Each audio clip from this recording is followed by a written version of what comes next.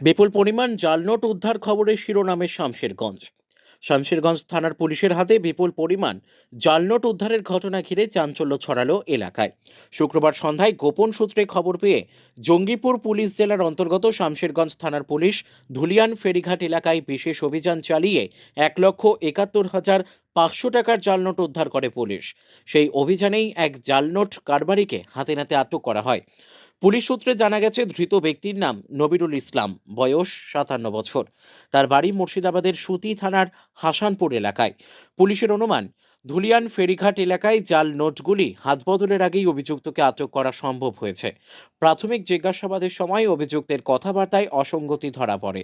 এরপর তল্লাশি চালিয়ে তার কাছ থেকে বিপুল পরিমাণ জাল নোট উদ্ধার হয়। পরে তাকে গ্রেপ্তার করে শামশেরগঞ্জ থানায় নিয়ে যাওয়া হয়। শনিবার এই ঘটনার বিষয়ে সাংবাদিক সম্মেলনে বিস্তারিত জানান ফরাক্কা এসডিপিও শেখ শামসুদ্দিন। তিনি জানান, জালনোট চক্রের সঙ্গে আরও কেউ জড়িত রয়েছে কিনা তা খতিয়ে দেখা হচ্ছে এবং ঘটনার পূর্ণাঙ্গ তদন্ত চলছে। উল্লেখ্য, এর আগেও জাল নোট, হেরোইন সহ বিভিন্ন মাদকদ্রব্য উদ্ধার করে একাধিক সাফল্য পেয়েছে শামশেরগঞ্জ থানার পুলিশ। সব মিলিয়ে ফের একবার বড় সাফল্য পুলিশের। শনিবারই অভিযুক্তকে 5 দিনের পুলিশি হেফাজতের আবেদন জানিয়ে জঙ্গিপুর আদালতে পাঠায় পুলিশ। মুর্শিদাবাদ থেকে জয়ন্ত রায়ের রিপোর্ট, বিগ নিউজ বাংলা। কাল সন্ধে 6টা নাগাদ শামশেরগঞ্জ থানার কাছে একটা ইনফরমেশন আসে। সেই ইনফরমেশন ওয়ার্কআউট করতে শামশেরগঞ্জ থানা ধুলিয়ান ফেরিঘাটে রেড করে। তো সেখানে একজনকে আটক করে। তার নাম নবিরুল ইসলাম, বাড়ি হাসেনপুর সুতি। এবং তাকে ডিটেন করার পর তাকে সার্চ করে তার কাছ থেকে টোটাল 343 পিস 500 টাকার ফেক ইন্ডিয়ান কারেন্সি নোট পাওয়া যায়। তার মূল্য 1,71,500 টাকা।